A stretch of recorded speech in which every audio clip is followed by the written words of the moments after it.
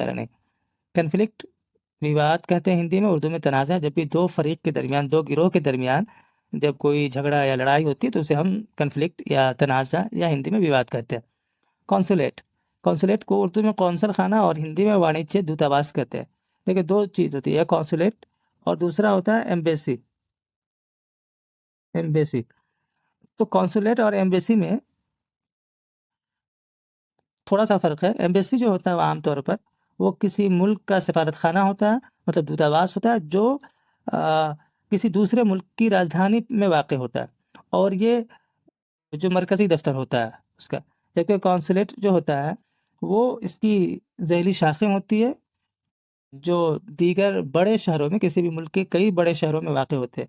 जैसे अगर कोई एक मुल्क ले लें अमेरिका, तो अमेरिका का एम्बेसी दिल्ली में वाक़ होगा, लेकिन उसके कॉन्सुलेट हिंदुस्तान के दीगर बड़े शहरों जैसे मुंबई, हैदराबाद, लखनऊ, बैंगलोर वगैरह में वाक़ होंगे। ठीक है? ठीक है, अगला हमारा लफ्ज़ है कोऑपरेशन। कोऑपरेशन को हिंदी में सहयोग और उर्दू में ताउन कहते हैं। आप लोगों ने नॉन कोऑपरेशन मूवमेंट के बारे में सुना होगा, जिसे हिंदी में असहयोग आंदोलन और उर्दू में आदम ताउन तहरीक कहते हैं। तो वो इसी की ज़िद है। कोऑपरेशन मनफ़ी है नॉन कोऑपरेशन, और हिंदी उर्दू में उसको आदम ताउन या असहयोग कहते हैं।